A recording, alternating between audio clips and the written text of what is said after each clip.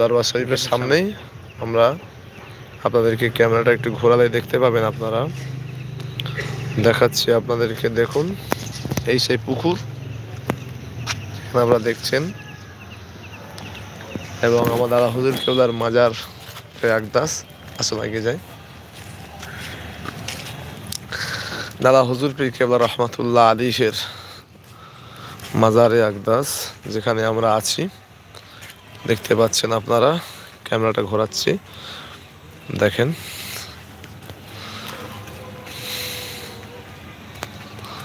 Camera. এই দাদা হুজুর পীর কেবলার মাজার মুকাদ্দাস ফুরফুরা দরবার শরীফ শাহজাহান মুজাদ্দিদ জামান দাদা হুজুর পীর কেবলা রহমাতুল্লাহ আলাইহির দরবার শরীফ। আমরা এখানে জিয়ারত করব। জিয়ারত করার পরে আমরা এখান থেকে জলসায় বার হব। ডানকুনি থানা কাছাকাছি, এখান থেকে ফুরফুরা শরীফ থেকে 7-8 কিলোমিটার। আপনাদেরকে আমার সাথে আমার কোচি পড়াশোনা করছে টাইটেল মাদ্রাসায় আমার চাওয়াজান আছেন, যেন মৌলানা আলহাজ আব্দুল হান্নান সাহেব হুজুর, তিনিও আছেন। প্রত্যেকে আমাদের জন্য দোয়া করবেন। আল্লাহ যেন মুজাদ্দিদ জামানের সিলসিলার খেদমত তথা দাদা হুজুর রহমাতুল্লাহ আলাইহির সিলসিলার খেদমত, পাক দিন ইসলামের খেদমত আল্লাহ পাক করার তৌফিক দেন, এবং মুজাদ্দিদ জামানের সিলসিলার জন্য আল্লাহ মৃত্যু মরণ পর্যন্ত আল্লাহ যেন আমাকে কবুল করেন, এবং এই সিলসিলার জন্য তথা আহলে সুন্নাহ আল জামাতের জন্য যারা ওহাবি নজদি গোষ্ঠী আছে, যারা এই সিলসিলার দুশ্মন, আল্লাহ পাক রব্বুল আলামিন যেন তাদের বিরুদ্ধে বলিষ্ঠ কণ্ঠ হিসাবে এবং কোরআন হাদিস দিয়ে যেন তাদের সঙ্গে মোকাবিলা করা আল্লাহ তৌফিক দেন। সিলসিলার খেদমত তথা মুজাদ্দিদ জামানের সিলসিলার খেদমত, পাক দিন ইসলামের খেদমত আল্লাহ পাক আমাদের সকলকে করার তৌফিক দেন।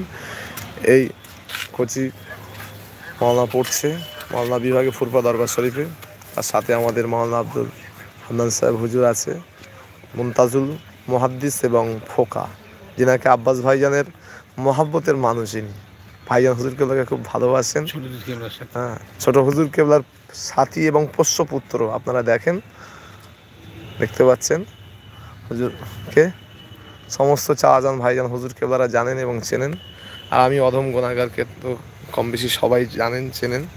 এই যে পুকুরটা দেখতে পাচ্ছেন, এই পুকুরটাই আল্লামা রুহুল আমিন সাহেব রহমাতুল্লাহ আলাইহি হুজুর পীর কেবলা দাদা হুজুর কেবলা বলেছিলেন, তোমরা পুকুরটা পরিষ্কার করো, পানা জমে গিয়েছিল।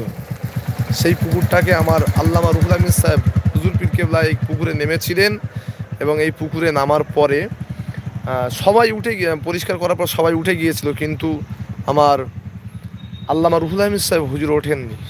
দাদা হুজুর পীর কেবলা রহমাতুল্লাহ আলাইহি বলেছিলেন, বাবা রুহুল আমিন, সবাই উঠলো, তুমি ওঠোনি বাবা।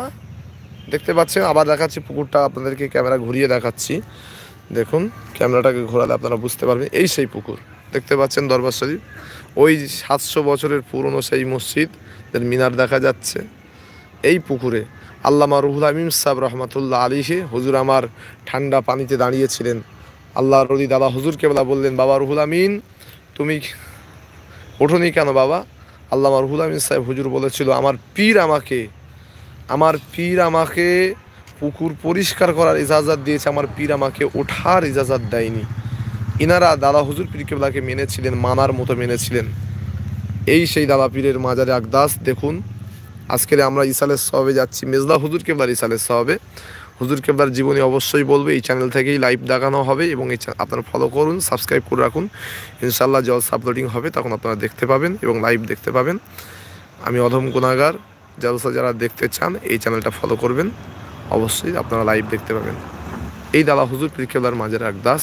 এই যে আবু ইব্রাহিম সিদ্দিকী চাওয়াজান হুজুর কেবলার মাজার, ওই যে ঘেরা আছে, এইটা আবু ইব্রাহিম সিদ্দিকী চাওয়াজান হুজুর পীর কেবলার মাজারে আকদাস। ঠিক আছে, এর ভিতরেই ওই পাশে যে বেড়াগুলো দেখতে পাচ্ছেন সামনে, সুলতানুল আরেফিন সেজদা হুজুর কেবলার মাজারে আকদাস। আর এই হলো আমার দাদা হুজুর মুজাদ্দিদ জামান দাদা হুজুর পীর কেবলার মাজারে আকদাস। যেনারা যেখান থেকে দেখছেন প্রত্যেককে সালাম ও মোবারকবাদ জানাচ্ছি, আমাদের জন্য সকলে দোয়া করবেন। ইনশাল্লাহ দেখা হচ্ছে পরবর্তীতে। প্রত্যেকেই ভালো থাকুন। আসসালামু আলাইকুম ওয়া রাহমাতুল্লাহি ওয়া বারাকাতুহু।